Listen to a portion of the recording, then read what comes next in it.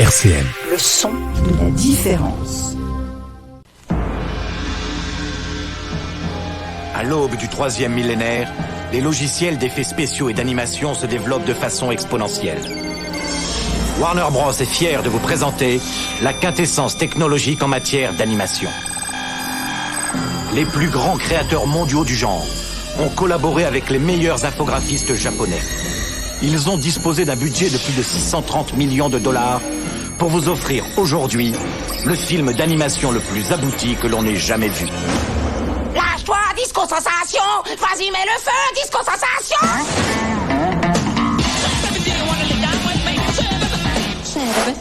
Oh putain, je sens que ça va être vraiment grave! Oh bonsoir, et oui, comme vous avez pu l'entendre, c'est vraiment grave, car on va parler cette fois-ci d'une émission très particulière, car comme vous avez pu l'entendre avec le début du trailer, en fait c'était vraiment l'annonce du film, en fait, South Park. On va parler donc de Trey Parker et Matt Stone, les créateurs de South Park, qui n'ont pas fait que cette série-là, mais qui ont travaillé énormément dans la satire, et on va voir à travers toute l'émission sur les différents travaux qu'ils ont fait, depuis leurs études dans le Colorado jusqu'à actuellement, qui se rapprochent un peu plus de leurs 50 piges maintenant quand même, il faut quand même le signaler. Ouais. Et avec moi, j'ai Guillaume. Comment tu vas, Guillaume? Bah ça va bien, et toi? Bah écoute, ça va très bien. Surtout qu'on va parler quand même des mecs qui ont, je dirais pas façonné un peu notre enfance, mais qui nous ont bien fait très marrer. Ah oui, bah clairement. Les âges. Alors Trey Parker, lui, est né donc le 19 octobre 1969 à Denver dans le Colorado, et Matt Stone est né, lui, finalement le 26 mai 71 à Houston, et il a grandi finalement, lui, à Littleton dans le Colorado, pardon. Et finalement, ils vont se retrouver plus tard à l'université. Mais je vais commencer à venir un peu plus sur Trey Parker, parce que c'est peut-être l'éminence plus grise que Matt Stone derrière ce duo quand même, qui est quand même assez, ils sont assez unis, donc c'est très fusionnel. Mais c'est vrai que Trey Parker, lui, en fait, il a commencé très jeune à s'inspirer déjà dans les comédies, dans la musique et même les comédies musicales. À 7 ans, il a quand même mis en scène une pièce de théâtre qui s'appelle Le Dentiste, et il a traumatisé ses camarades de classe avec du faux sang, des faux membres et compagnie. Donc il s'est déjà pris un blâme dès qu'il était jeune, et au lycée finalement, c'est ça qui est encore plus fantastique, il vendait des cassettes de ses propres compositions avec un de ses camarades de classe, et ça s'appelait Immature, une collection de ballades romantiques pour les jeunes gars des années 80, et il y avait des morceaux genre I Spit on You, voilà, c'était déjà très fleuri, très coloré. D'accord. Trey Parker et Matt Stone, quoi. Et il parvient finalement à suivre une formation musicale à l'université de Boulder, donc dans le Colorado, avec une option cinéma, et c'est là qu'il va donc rencontrer Matt Stone. D'accord. Et leur duo va forcément revenir à fond là-dessus, et ça va faire des étincelles. Déjà, leur passion commune sur les Monty Python va les relier terriblement. Il y avait une interview qui était très intéressante, je crois que c'était chez David Letterman, où Trey Parker et Matt Stone donc expliquaient, oui, en fait, on devait faire donc des exercices à l'université, dans le cinéma, on devait faire des vidéos ensemble, et chaque étudiant venait genre ouais non, je vais faire un truc noir et blanc, arty et compagnie, et en fait Trey Parker il s'est retourné vers Matt Stone, il fait toi ça te dit de faire des blagues sur l'épée? Bah ouais, puis voilà, ils ont commencé à faire des trucs ensemble comme ça. Alors ils se sont aussi passionnés à parodier en fait les vidéos éducatives des années 50. Je sais pas si vous vous souvenez par exemple Reefer Madness, donc qui montrait les dangers du cannabis, qui avait même été parodié dans les années 2000. Ils ont refait une parodie de Reefer Madness en mode plutôt comédie musicale, à croire que ça aurait pu être Trey Parker et Matt Stone derrière, mais finalement ça n'est pas le cas. Et liés par leur amour avec les Monty Python, finalement ils enchaînent à grande vitesse des courts-métrages étudiants donc, et l'un des premiers qui va un peu les propulser sur une certaine notoriété, c'est Jesus versus Frosty, et en fait c'est les balbutiements de South Park. Ah ouais, clairement, tu retrouves déjà le personnage de Jésus, enfin le personnage de ces petits enfants. Tu vas retrouver la patte de South Park avec ces trucs faits à la main, en carton et tout, ces petits trucs collés où tu vois très bien que c'est fait du fait main, c'est du fait main quoi, c'est du fait maison. C'est juste magique quoi. Exactement. D'ailleurs, il y a ce côté c'était vraiment un truc particulier. Alors à la base, ça s'appelait Spirit of Christmas. Ils ont rechangé en Jesus versus Frosty.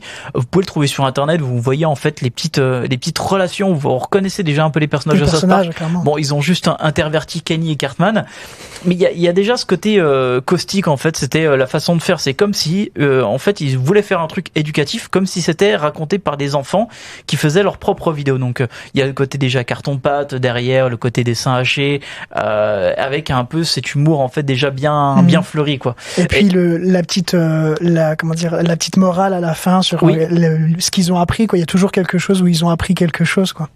Exactement, oui. Et y a ce côté en fait finalement qui va leur coller à la peau, mais en fait le vrai travail qui va les encenser en fait, ça va être encore dans le cadre de une étude de cinéma. Trey Parker en fait il réalise un trailer de 3 minutes sur un film sur l'histoire d'Alfred Packer. Et en fait, donc c'est l'histoire d'un chercheur d'or qui a dû recourir au cannibalisme pour survivre à une traversée des montagnes dans le Colorado dans l'hiver 1874. Alors le trailer, en fait, il devient rapidement un phénomène dans le campus de l'université et bien auprès de ses élèves de l'administration.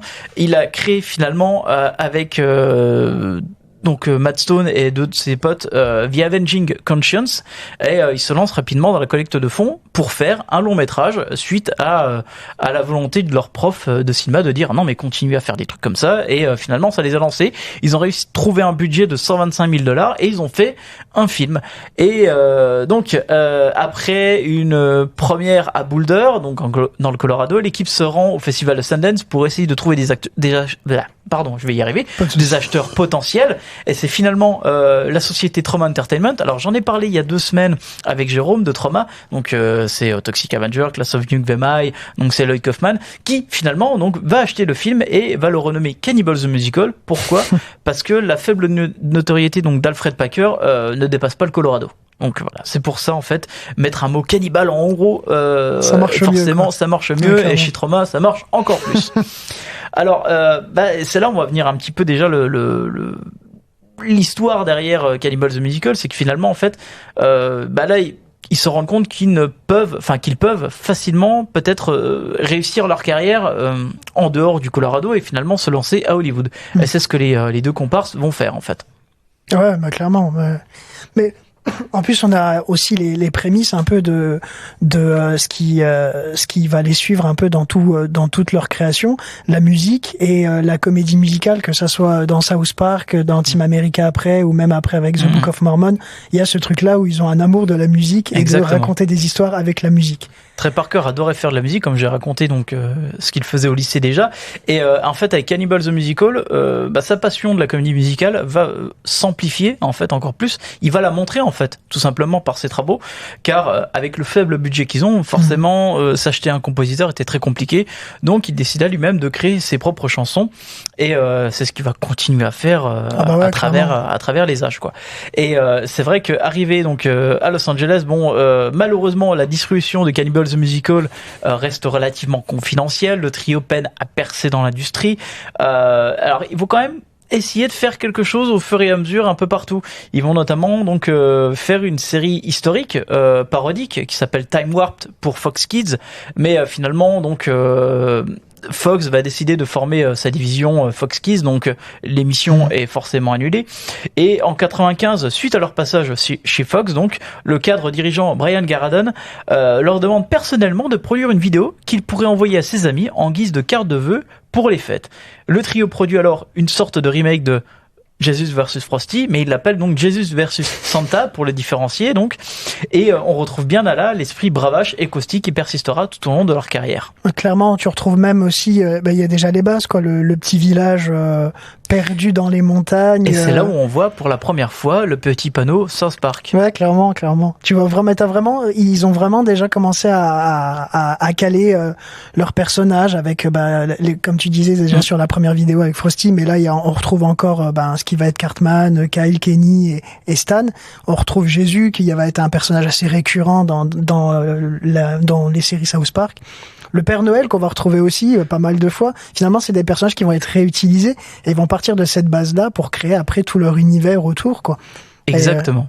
Et pour la petite histoire, en fait, pourquoi South Park? En fait, Trey Parker l'avait déjà expliqué dans pas mal d'interviews, parce que South Park déjà est une ville dans le Colorado, elle existe, et lui il a grandi en fait dans un tout petit village qui était plus proche de Denver que de South Park, qui s'appelait Conifer, et en fait à Conifer ils entendaient des histoires assez cheloues qui provenaient de South Park, notamment genre des aliens ont emporté des vaches, il y a eu des mutilations d'animaux, enfin il y avait que des histoires comme ça. Il se dit ouais, en fait c'est un bon terreau en fait pour lancer ce genre d'histoire là. Ouais, mais clairement. Et c'est finalement à travers ces différents petites travaux qu'ils ont fait au fur et à mesure, à travers les différents, les premières recherches, on va dire Los Angeles montre déjà ce côté très sarcastique, très satirique finalement de leur taf.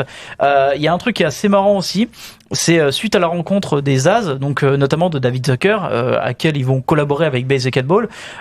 Ils vont donc notamment être appelés par la société Seagram qui venait d'acheter l'Universal Studios à l'époque, et il veut un court-métrage en fait pour diffuser à l'occasion d'une fête célébrant le rachat. Alors, suite à un malentendu, le duo découvre en fait à quelques heures à peine du début du tournage qu'ils ne sont pas là pour mettre en image un script déjà écrit, mais qu'ils étaient censés également écrire leur propre script. En quelques heures, donc ils improvisent une parodie de film d'information et de propagande façon années 50. Donc là, on retrouve ce qu'ils aimaient faire auparavant, disposant d'une bonne partie des artistes du sous contrat Universal. Et ouais, en fait, dans ce film, on va retrouver notamment un Steven Spielberg qui essaye sans succès de convaincre un public de parc d'attraction Universal du caractère effrayant de l'attraction Jaws. On retrouve James Cameron qui se retrouve en simple poste de jardinier. On a Sylvester Stallone qui va encore plus loin parce qu'il passe pour un débile à une élocution tellement mauvaise qu'elle nécessite des sous-titres. Le film s'appelle Your Studio and You, et donc il se termine par les intervenants répétant le slogan It's UX for me, donc UCS, mais en fait il signifie donc Universal City Studio, mais il prononçait phonétiquement, donc ça veut dire ça fait It sucks for me, donc It sucks for me. Voilà, donc on voit déjà en fait qu'ils n'hésitent pas à résigner en fait pour bosser sur un grand studio, mais ils vont vraiment se moquer de façon très violente. Ouais, ils vont vraiment être sans concession, quoi. Ils vont exactement. Pas, c'est vraiment le début, ouais, de leur patte, quoi, de leur patte, parce que c'est vrai que dans les autres trucs, ils sont sans concession, quoi. Ils en ont, mais ouais, on va dire, ils en ont rien à foutre, quoi. Exactement. Et ça, le passage en rien à foutre, on va en parler forcément avec la deuxième partie de l'émission. Petite pause BO. Alors c'est tiré d'un film que j'apprécie fortement, mais j'en parlerai un petit peu plus longuement après. Team America. Donc c'est un film qui sont faits avec des marionnettes. Et ce morceau, je trouve que représente à la perfection comment Trey Parker arrive à parodier la musique, le côté comédie musicale, à travers une émotion et finalement des textes qui ne correspondent plus à la même chose. En fait, ce morceau s'intitule Pearl Harbor Sucked, et en fait ça revient sur donc une rupture amoureuse, mais qui est en parallèle avec à quel point ce film Pearl Harbor, donc de Michael Bay, est très mauvais. Voilà, c'est tout de suite.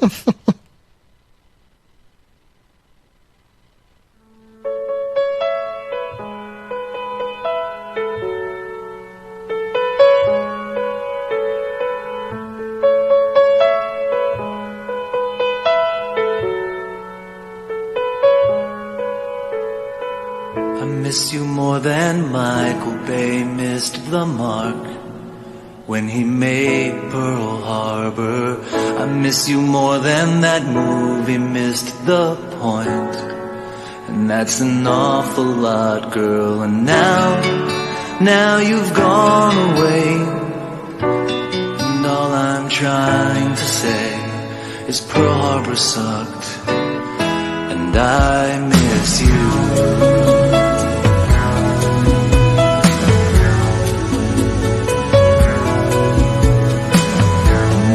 Like Ben Affleck needs acting school.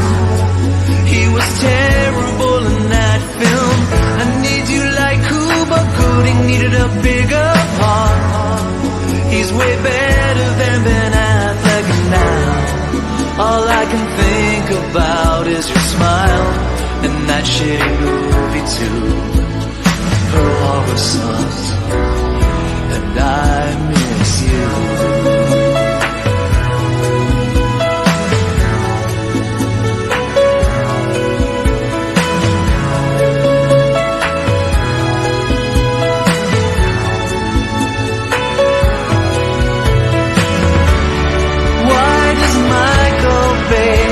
Keep on making movies. sucked just a little bit more than I miss you.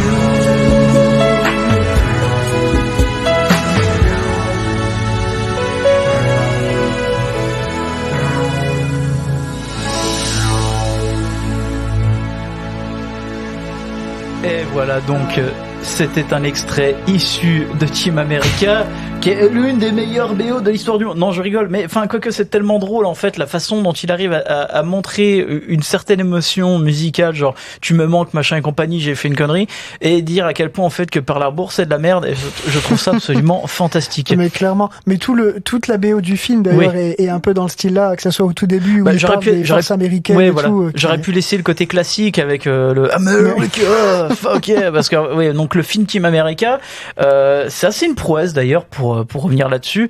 Donc c'est un film qui est sorti donc en 2004, donc peu de temps après le 11 septembre en plus, il faut quand même le signaler, où l'on voit donc en fait une équipe, une espèce d'escouade en fait une police du monde, monde qui va donc combattre des terroristes à travers des contrées dangereuses, voilà, et notamment ils vont affronter le grand Kim Jong-il qui était encore vivant à cette époque, repose en paix, et en fait donc dans l'histoire, le côté technique est absolument incroyable dans ce film, c'est qu'il a été fait donc en marionnette, donc ça refait référence aux Thunderbirds, la petite série animée des années 60, sauf que là il y a un côté un peu plus animé. Mais ils se sont rendus compte aussi à quel point c'est très compliqué de faire ce film, car peu importe le succès, pourvu qu'on garde la satire, c'est un peu leur tagline, je dirais, et c'est vrai que Team America est finalement le fondement de tout ce qu'ils ont fait auparavant. Alors, je parlais notamment donc juste avant de Jesus versus Santa, donc le projet de Brian Graden, en fait, il a payé juste ça $3,000 au gars de South Park qui pensait en avoir pour 300, et en fait ils se sont dit ouais pourquoi pas, ça paye les factures, c'est cool.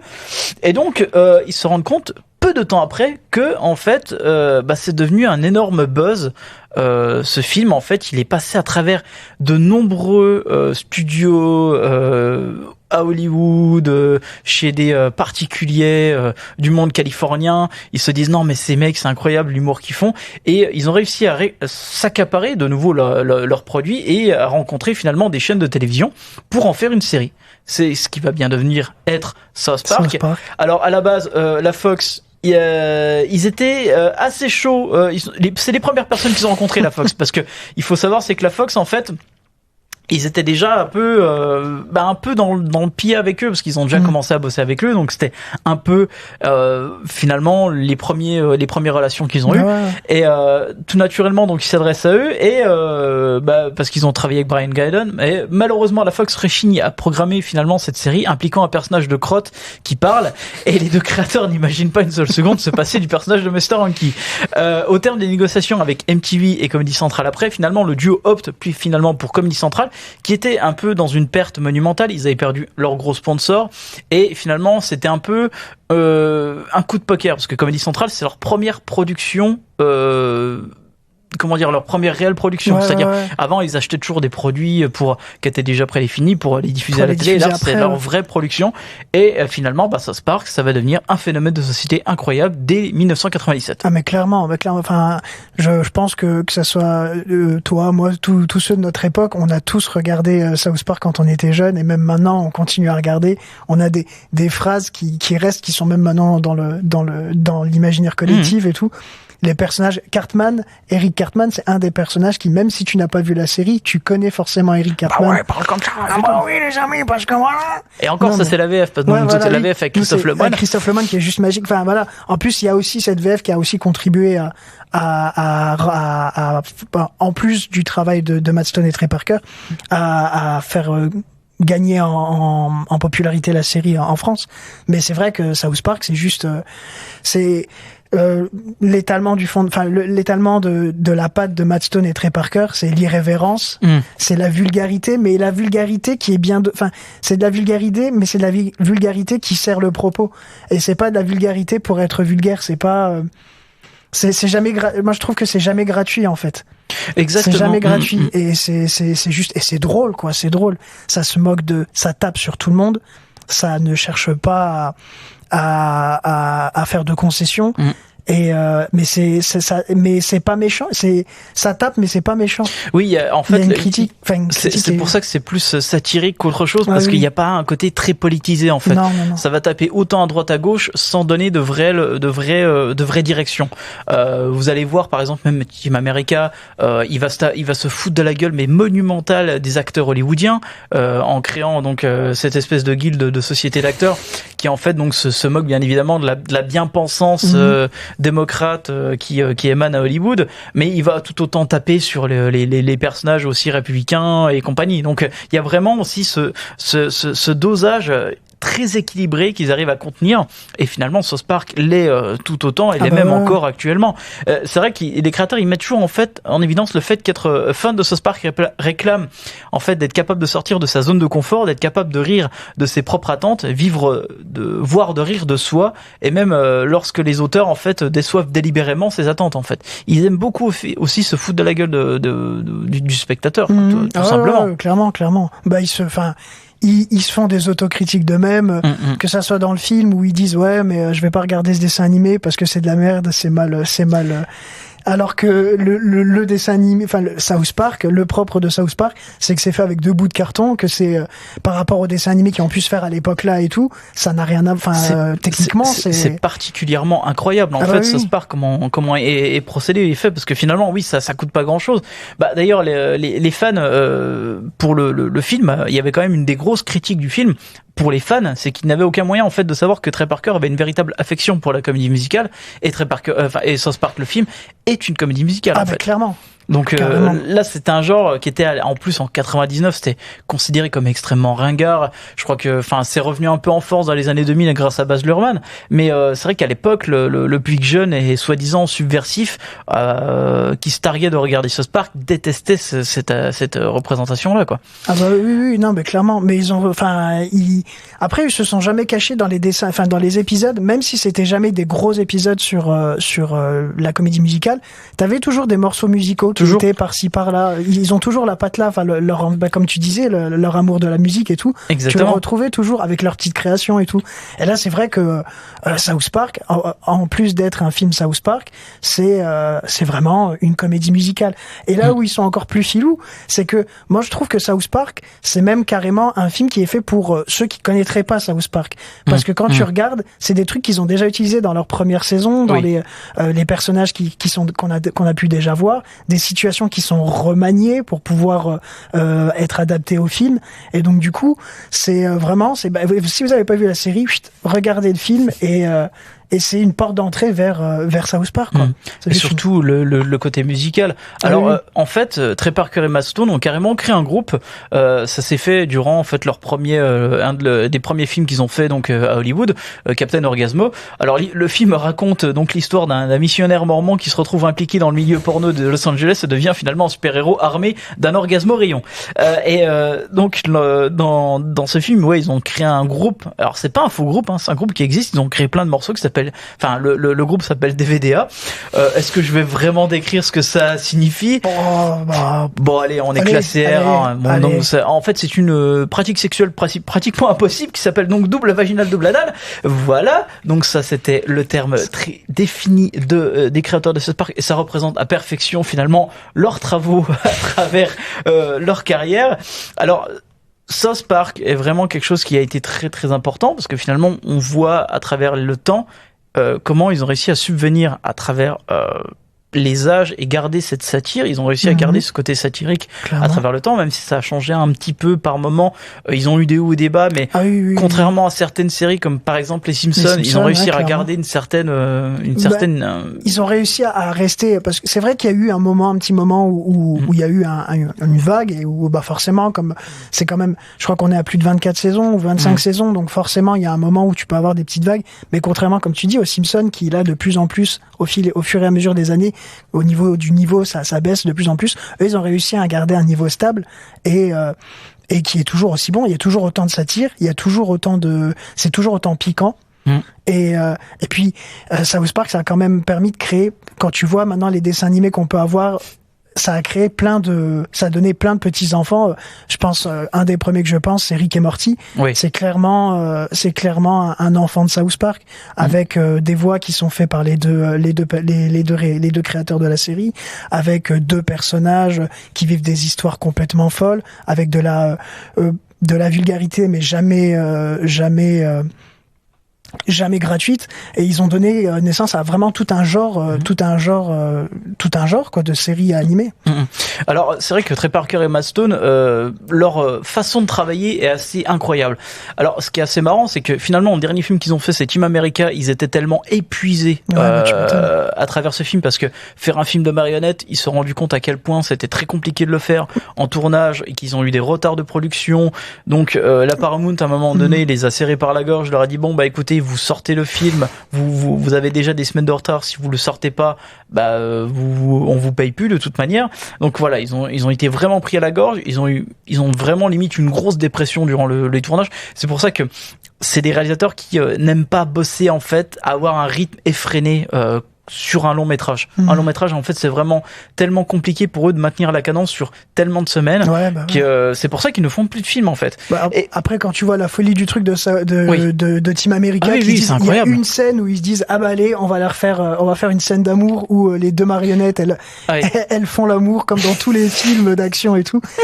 Et ils y vont vraiment, quoi. Mais ça doit prendre un travail, tu vois. Enfin, c'est juste fou, quoi. Donc, je peux comprendre qu'ils deviennent complètement fous, qu'ils disent c'est juste une surcharge. Et pourtant, c'est assez incroyable, en fait, la méthode de production de South Park. Alors, contrairement aux toutes autres animés, comme tu l'as signalé auparavant, South Park, alors que ça va de l'écriture à la production, au doublage, au dessin, jusqu'au produit fini, chaque épisode, c'est 6 jours.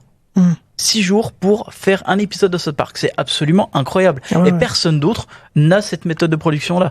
Et c'est juste effarant, en fait, à quel point ils arrivent à maintenir cette cadence-là. Alors, vous pouvez découvrir, notamment, il y a un documentaire qui a été fait là-dessus, sur leurs conditions de tournage. Il y a un épisode où ils l'ont carrément rendu 2 heures avant la diffusion à Comedy Central. Donc, ils ont dû regarder l'épisode, le valider, et après le diffuser. C'est absolument démentiel, quoi. Alors, c'est vrai que leur méthode de production, c'est quand même quelque chose. Mais au moins, on voit toujours qu'ils ont gardé ce caractère assez outrancier, gardé des sujets glissants, rien n'est épargné. Donc, je parlais de Captain Orgasmo avec les Mormons, qui est Team America, donc c'est carrément un foutage de gueule sur aussi le côté l'Amérique police du monde, alors que le film, c'est vraiment, on est en pleine période post-terrorisme, où c'était plus des films qui glorifiaient, les blockbusters glorifiaient plus l'Amérique, que plutôt de se foutre de la gueule allègrement dans ce film. Ah bah là, clairement, oui, c'est juste un foutage de gueule complet du pouvoir américain et de l'armée américaine, quoi, clairement. Tellement. Même si ça tape sur tout le monde, en fait, Team America, c'est ça qui est assez intéressant. D'ailleurs, on retrouve plein de personnages, notamment, il y a même Hans Blinks, qui était l'ancien attaché de l'ONU, qui devait rencontrer Kim Jong-il, parce que il y a vraiment déjà eu des histoires comme quoi la Corée du Nord avait des armes nucléaires, du coup, ils se sont inspirés de ça pour faire ça dans le film. Il y avait vraiment quelque chose, en fait, où ils aiment toujours relier les faits de société à travers leurs films et surtout à travers South Park, en fait. Que ça soit donc Team America, même encore dans différents processus de création assez atypiques, il y a toujours, en fait, on garde un sujet d'actualité, on va forcément pas prendre parti, mais on va le relier à travers cette œuvre, que ce soit un épisode de South Park ou un film, et finalement garder une certaine intemporalité derrière. Ouais, clairement. Mais quand tu vois, quand tu vois, il y a comme tu disais, une critique de tout, mais qui est judicieuse et qui est fine. Dans Team America, ils vont critiquer la surabondance de comédie musicale qu'il peut y avoir en inventant une comédie musicale complètement what the fuck. Qui est incroyable. Donc, parce que oui, et pour revenir à l'histoire, en fait, donc il faut qu'il y ait un acteur dans l'équipe pour pouvoir infiltrer les réseaux terroristes. Et ils ont trouvé un acteur qui joue à Broadway et la comédie musicale parle du sida, forcément. Parce que c'est un des termes qui est très récurrent chez Parker et Matt Stone.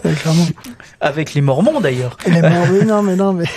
Les Mormons, le sida, mais c'est ce qui est bien, c'est qu'ils parlent vraiment de toutes les religions, les sectes aussi, et les effets que les sectes peuvent avoir, et l'influence qu'ils ont sur le sol américain ou même à l'extérieur. C'est vraiment, ils sont quand même sur des sujets qui sont assez assez voilà, ils aiment parler de sujets assez importants quand même, mais ils le font toujours avec une c'est avec satire, avec un œil malicieux, et c'est juste jouissif de voir ce qu'ils peuvent faire et la façon dont ils traitent l'information, comment elles parviennent à eux et dire comme tu disais avec les Monty Python en fait, finalement de manière ils ramènent l'absurdité des choses en fait, et c'est pour ça que ça devient aussi drôle, et voilà. Oui, et surtout que finalement c'est très intelligent de la part de Trey Parker d'avoir utilisé également la musique en fait, par ce fait-là en fait. Vous voyez même d'autres films qu'ils ont fait ensemble, même Basic Ball ou autre, il y a toujours ce côté en fait musical qui va donner ce temps de pause et ce moment de réflexion qui va donc donner soit une certaine légèreté à la situation, soit serrer un peu plus les dents et même rire jaune, hein, tout simplement quoi. Ah bah oui. Mais donc ces caractères outranciers, cette façon de travailler, ça montre aussi à quel point ils ont réussi à garder le cap à travers les âges, et ils ont gardé finalement leur ligne directrice sur le développement satirique de tous leurs projets. Et je dis vraiment bien tous leurs projets, parce que on parlait des films, on parlait donc de la série South Park, mais il y a également le jeu vidéo, parce qu'ils ont réussi à développer South Park également en jeu vidéo. Alors il faut savoir, c'est que ils ont toujours été très amers sur le jeu vidéo, parce que les premiers jeux vidéo qui ont été faits notamment par Acclaim dans les années 90, début 2000, c'était des trucs très mauvais, c'était des mauvais jeux, ils étaient pas bons, il y avait que ce côté en fait outrancier, il y avait plus la satire qui arrivait à projeter Trey Parker et Matt Stone, et d'ailleurs ils étaient très frustrés à travers cela, parce qu'ils rencontraient les développeurs, ils disaient non mais on n'a même pas travaillé avec vous, non pas grave, restez de votre côté, nous on fait le truc, on a acheté la licence, barrez-vous quoi.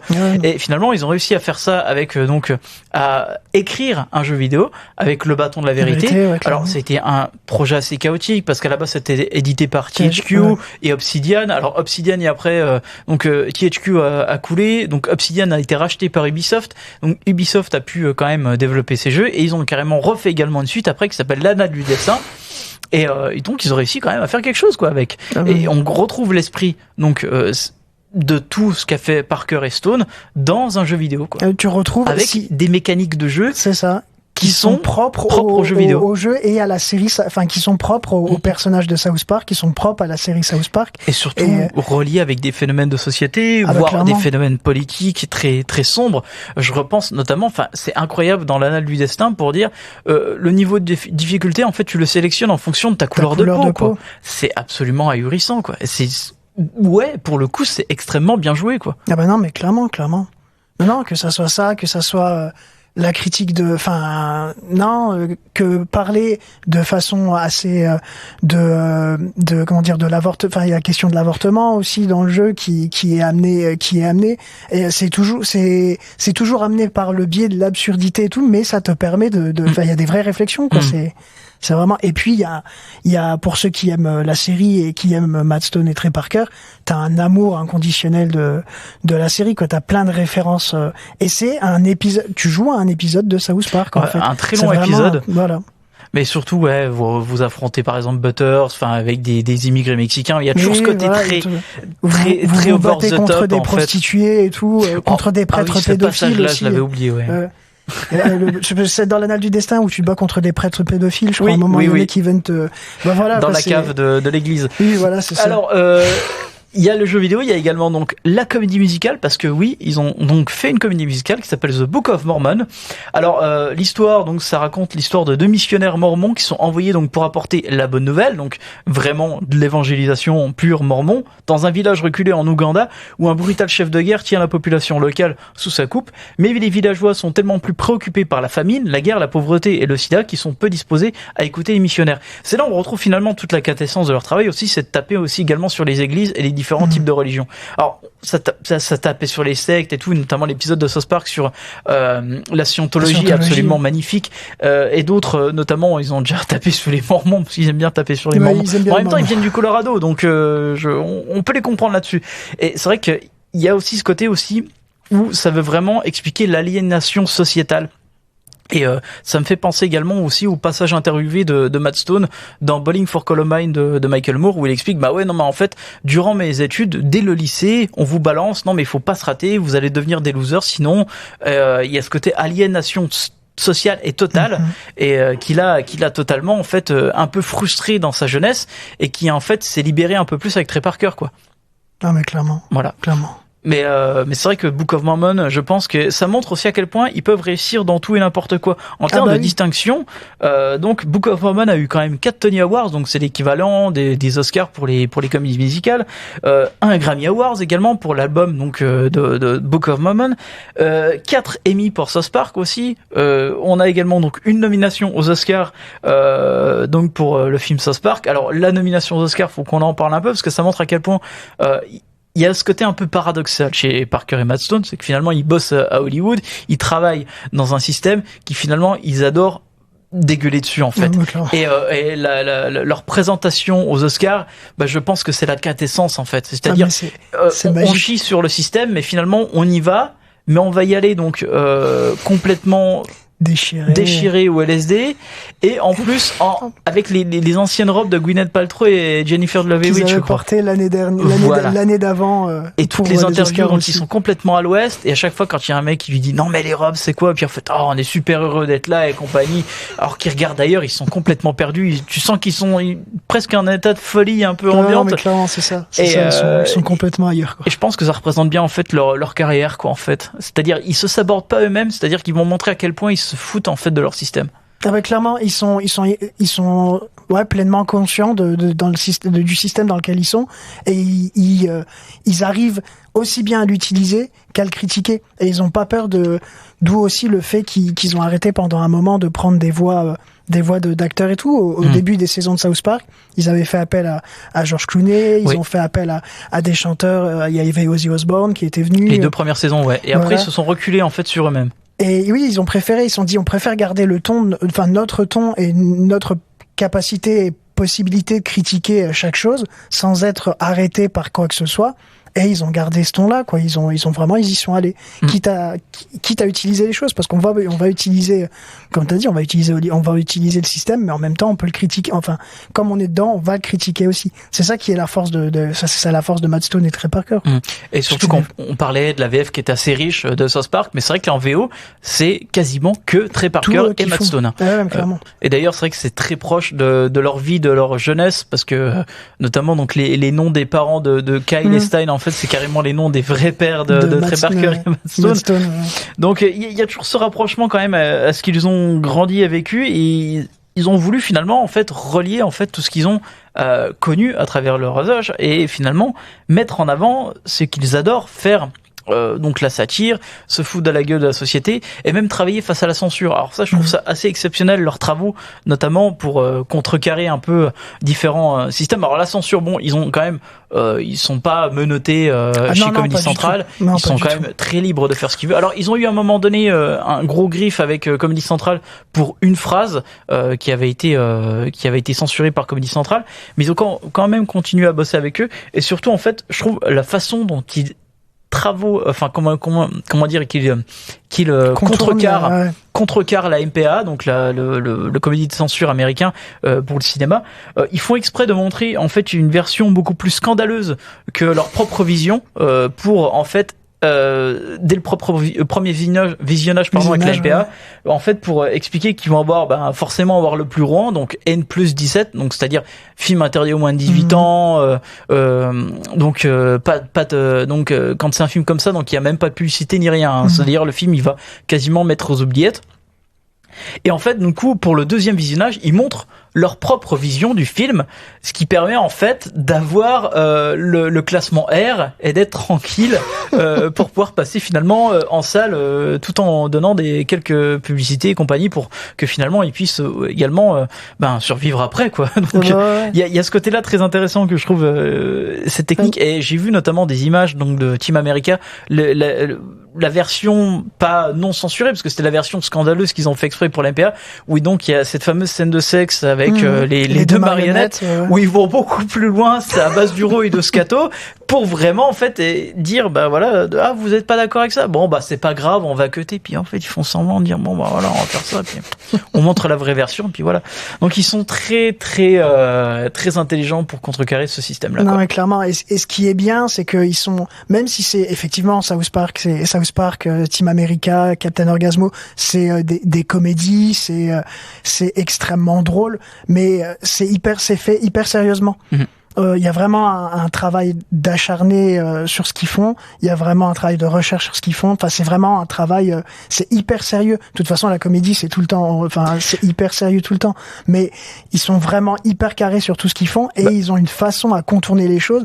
Par exemple, tu parlais de Team America, la version française des sorties DVD, la scène de sexe a été clairement, tu ne peux pas la trouver sur les versions DVD. Il y a que des versions censurées. On parlait des jeux South Park. Les jeux South Park ont été censurés en Europe. Et alors qu'aux États-Unis, qui est pourtant un pays assez un État assez puritain, rien n'a été censuré, sauf les versions PC qui n'ont pas été censurées à part les versions console. Mais en Europe, ils ont réussi ils ont réussi à contourner les choses et à prendre le truc avec humour et à quand même sortir leurs pattes et quand même dire vous voulez nous censurer, mais on peut quand même critiquer cette censure là. Ouais, il y a toujours cette critique d'une certaine manière sur un peu tout, parce que finalement vous regardez Orgasmo, il y a ce rapport avec la religion. Vous regardez Basic Ball aussi, même si c'est pas eux qui l'ont réalisé, ils jouent dedans. Il y a aussi également ce rapport finalement entre le sport et la volonté économique derrière le sport. Donc il y a ce côté très intelligent derrière que je trouve particulièrement intéressant chez Parker Stone, c'est qu'il y a quand même quelque chose à retenir derrière. Voilà. Et pour le coup, on va faire une petite pause BO avec un morceau intitulé, j'ai oublié le nom, c'est le Book of Mormon, donc leur comédie musicale, et le morceau s'intitule I Believe.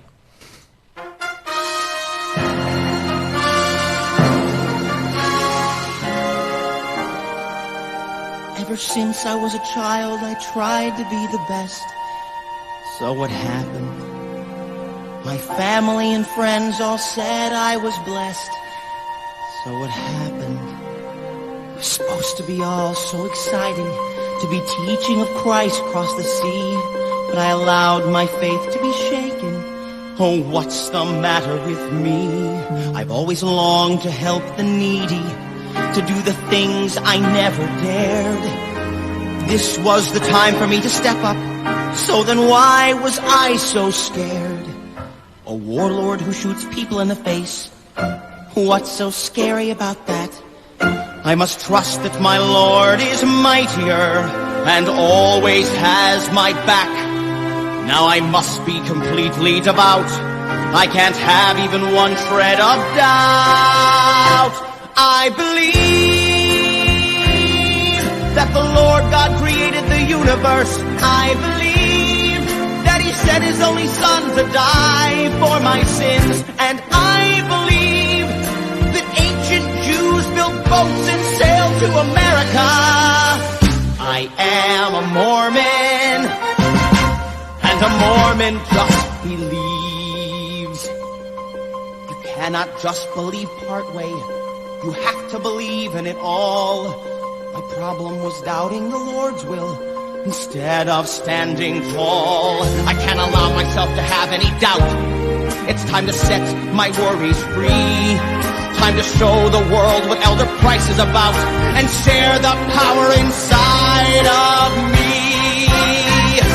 I believe that God has a plan for all of us. I believe that plan involves me getting my own planet. And I believe that the current president of the church, Thomas Monson, speaks directly to God. I am a Mormon. Dang it! A Mormon just believes. I know that I must go and do the things my God commands. I realize now why He sent me here. You ask the Lord in faith, He will always answer you. Just believe in Him and have no fear. General, we have an intruder. He just walked right into camp.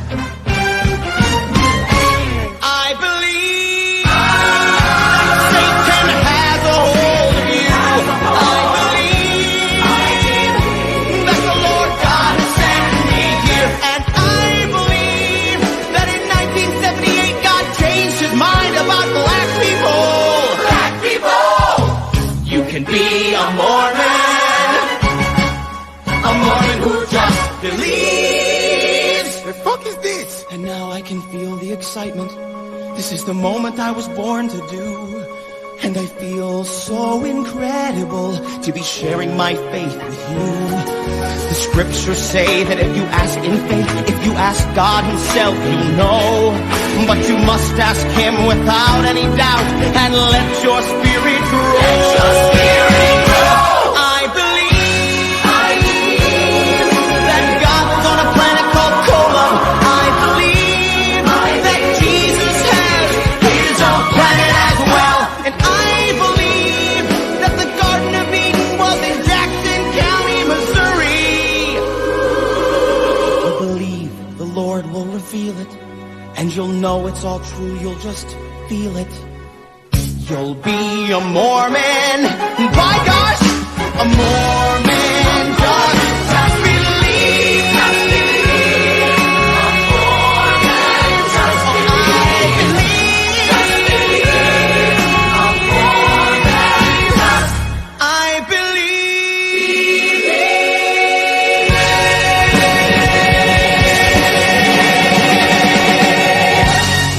Et voilà, donc c'était un extrait issu de leur comédie musicale à succès, The Book of Mormon. Et ouais, c'est vraiment une comédie qui a cartonné partout. Elle est passée à Broadway, elle est passée à travers tous les États-Unis. Ouais, grosse aussi représentation à Londres. Et ben ça a très bien cartonné. Alors pour la petite histoire, forcément, il y a des gens qui ont posé des questions à travers les Mormons. Est-ce que vous allez réagir à travers cette comédie musicale? Ils ont dit, bah écoutez, en fait, on peut pas leur faire de procès parce que tout ce qui est dit est vrai. Je trouve ça fantastique. Non, et encore une fois, tu vois, c'est vraiment une vraie comédie musicale. Oui, ils le font vraiment sérieusement. C'est ça qui fait que ça fonctionne, quoi. Et bien sûr. C'est que, c'est vraiment, c'est pas juste une blague, quoi. C'est vraiment, on y va à fond et on le fait vraiment, quoi. C'est ça qui marche. C'est là toute la passion musicale de Trey Parker. Ouais. Quand on en a pas, j'en ai parlé dès le début. Enfin, c'est exactement ça, quoi. Et pour le coup, pour terminer l'émission, donc on va faire un petit tour de table. Qu'est-ce qu'on retient le plus en fait à travers leur duo infernal? Et Guillaume, est-ce que ce serait un épisode de South Park? Est-ce que ce serait un film? Est-ce que ce serait moi, alors, ça serait pas forcément un épisode seulement, mais ce que je retiens forcément, c'est tout South Park, quoi. Ça a vraiment fait ma jeunesse, entre guillemets. C'est un souvenir c'est aussi un souvenir d'enfance, parce que comment j'ai rencontré South Park, c'est totalement c'était diffusé sur Canal à l'époque. Oui, exactement. Ouais, j'ai vu les premiers épisodes sur Canal. Ouais, c'est ça. Et forcément, tu commences à zapper, tu vois ça, et puis il y a les parents qui arrivent, ils font merde, parce que tu sais très bien que tu vas te faire engueuler parce que t'as des personnes qui font putain, bordel de merde et tout. Tu fais voilà. Mais non, moi ça, il me semblait, on avait déjà croisé 2-3 fois. Mon père avait vu, mais il nous disait pas trop grand chose. Et il y avait à l'époque un truc qui maintenant n'existe plus, qui s'appelait les vidéos futures, et on pouvait emprunter des cassettes. Et mon père avait emprunté une cassette, il avait vu l'image de South Park, il dit c'est un dessin animé, il y a des trucs et tout. On l'a pris, on le regarde, donc mon père, ma mère, en C'était famille, le film, quoi. C'était le film. La première vision que j'ai eue de South Park, c'est le film. Et donc ça avec commence Terrence et Philippe, ferme ta gueule et nique ton oncle. Et là mon père il regarde, il fait mais qu'est-ce que c'est que ça? Top délire. Et mon père, tu vois, dans la série, il y a un personnage qui s'appelle Randy, et qui est censé être l'adulte, et qui rigole quand il voit ça. C'est parce que Terrence et Philippe, c'est deux pétomanes en fait canadiens qui racontent des blagues de cul et tout, et qui pètent quoi sur les gens. Et le père d'un des enfants rigole quand il voit ça. Et là mon père, il a fait exactement la même chose. Il a eu un fou rire, et à chaque fois il y avait ma mère à côté, donc il fait putain mais qu'est-ce que c'est que ça, oh là. Ouais. Et à côté il rigole, il se bidonnait et tout. Et c'est comme ça que j'ai découvert South Park. Et mis à part le fait, effectivement, c'est vulgaire, et pour un public enfant, ça peut être très très vulgaire. Il y a des mots des fois qui peuvent. Mais au-delà de ça, je trouve ce qu'on a dit tout au long, c'est qu'il y a une réelle critique alors pas seulement des États-Unis, mais vraiment une critique de tout, et c'est intelligent, et effectivement, c'est vraiment construit. Tous les épisodes de South Park sont vraiment construits comme des épisodes comme des, alors entre guillemets, mais par exemple le bus magique, t'as toujours une morale à la fin. C'est vraiment construit comme t'as une morale à la fin. Alors la morale est pas forcément pas la meilleure des fois, pas forcément la meilleure, mais il y a vraiment une morale, et tu vois vraiment que c'est des enfants qui apprennent des choses. Ils partent d'un point A, il leur arrive toutes ces péripéties, et à la fin leur façon de penser change, quoi. Ou alors elle change pas du tout, et ils disent que c'est de la merde. Mais il y a toujours une critique de l'épisode est pas gratuit. Et c'est ça que j'aime bien dans South Park. Et puis c'est drôle, quoi. Et la VF est juste, alors on a de la chance, Je pense que c'est une des seules versions qui vraiment fonctionne le plus au-delà de la version originale. Ouais, qui arrive à maintenir un niveau aussi un peu plus. Bah c'est un peu dans le même niveau, dans le même style que les Simpsons, où tu regardes beaucoup la VF, la VO. Enfin, la VO est parfaite. Mais elle est différente. Ouais, voilà, c'est ça. Et puis ben voilà, que ça soit William Corrin, que ça soit Christophe Lemoine, qui est juste magique, quoi. Et tu vois c'est ça qui participe au truc, c'est que tu vois qu'ils prennent du plaisir à le faire, quoi. Ouais, ça s'entend en fait. Ça s'entend tout simplement. Bah, non, mais clairement. Mais c'est vrai que, enfin, si je dois retenir aussi forcément un truc qui vient de South Park, alors j'aime beaucoup Team America parce que je trouve qu'en fait c'est un projet absolument audacieux de faire un film de marionnettes en plus d'action, donc il y a vraiment de l'action. Alors les scènes de combat, on voit très bien qu'il y a les marionnettes qui ont un peu de mal, mais ça marche tellement bien sur le côté pyrotechnique aussi derrière, notamment Michael Moore qui explose en jambon. Enfin, il y a plein de trucs comme ça. C'est absolument fantastique. Et c'est vrai qu'on parlait de South Park, tout le travail de Trey Parker Maston, faut pas retenir que c'est vulgaire en fait, parce que la vulgarité mise en place, elle est là pour choquer les gens et pour réfléchir aussi derrière la situation. Et ce côté satirique, en fait, on le retrouve mais dès les premières secondes dans quasiment tout. Dans Team America, c'est absolument fantastique. Le début avec l'attaque sur Paris, vous regardez les pavés, c'est des croissants. Ça montre en fait la vision en fait américaine que peut reproduire un Michael Bay, mais dans un film de marionnettes et avec la Tour Eiffel qui tombe sur l'Arc de Triomphe. Bien évidemment, on sait très bien que c'est sur le même périph'. Donc voilà, c'est absolument, je trouve absolument grandiose la façon dont c'est mis en place.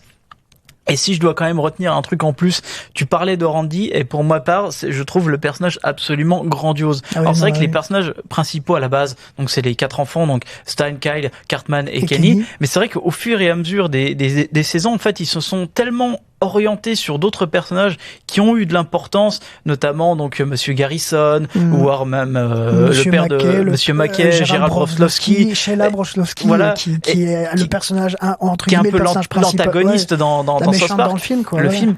Mais c'est vrai que Randy Marsh, en fait, je trouve qu'il est absolument merveilleux parce que, comme tu le disais, en fait, c'est un personnage qui normalement doit être l'adulte responsable et en fait est le plus con de tous.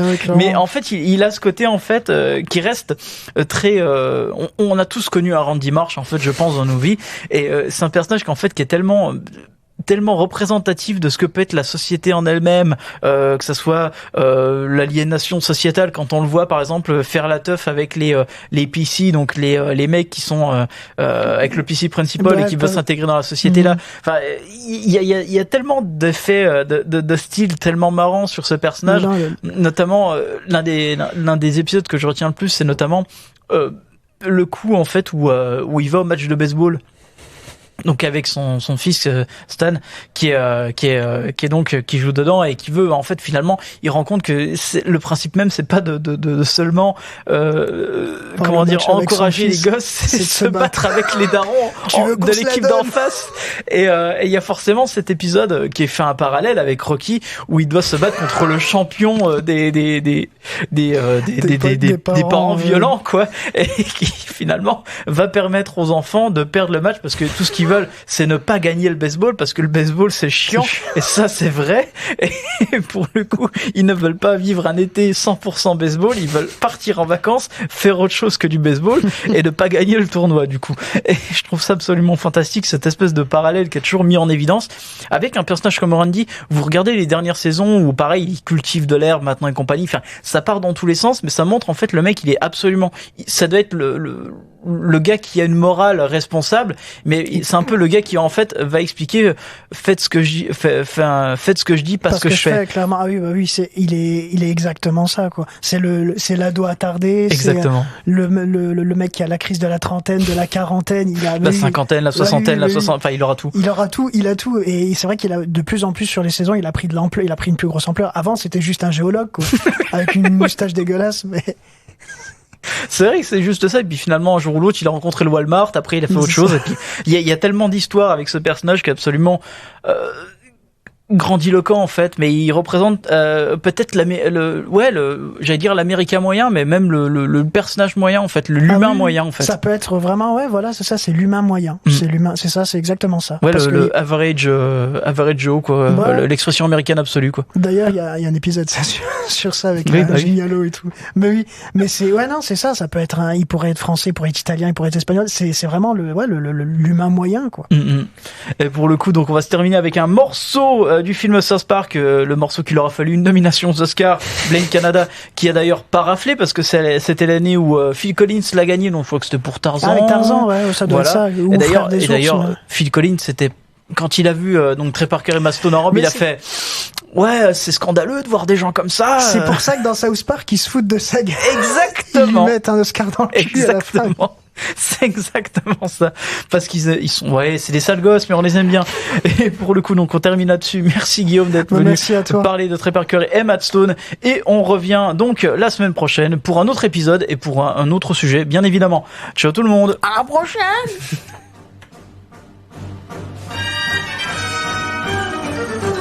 Times have changed. Our kids are getting worse. They won't obey their parents. They just want to fight and curse. Should we blame the government or blame society? Or should we blame the images on TV? No! Blame Canada! Blame Canada! With all their beady little eyes and flapping heads upon the lies. Blame Canada! Blame Canada! We need to form a full assault. Don't blame me for my son's stand. He saw the darn cartoon and now he's off to join the Klan. And my boy Eric once had my picture on his shelf, but now when I see him it tells me to fuck myself. Well, blame Canada! Blame Canada! It seems that everything's gone wrong since Canada came along. Blame Canada! Blame Canada! They're not even a real country anyway. My son could have been a doctor or a lawyer, rich and true. Instead, he burned up like a piggy on a barbecue. Should we blame the matches? Should we blame the fire? Or the doctors who allowed it to expire? Heck no! Blame Canada! Blame Canada! With all the hockey hullabaloo and that bitch Anne Murray too. Blame Canada! Shame on Canada! Oh, the sun must have to test the cash, the left and back, the Soviet left. We must win every cause of us before somebody takes the blame.